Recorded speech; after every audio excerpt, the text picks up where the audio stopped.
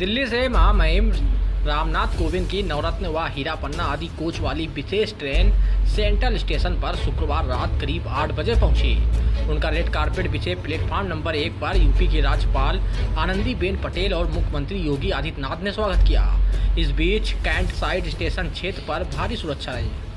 Central station से महामहिम राष्ट्रपति अपनी स्पेशल कार द्वारा सुरक्षा काफिले के साथ सर्किट हाउस पहुंच गए। वे अपने 3 दिवसीय दौरे पर कानपुर परिवार संग पधारे हैं। रात्रि विश्राम के बाद महामहिम शनिवार को सर्किट हाउस में शहर के निर्धारित किए गए लोगों से भेंट करेंगे।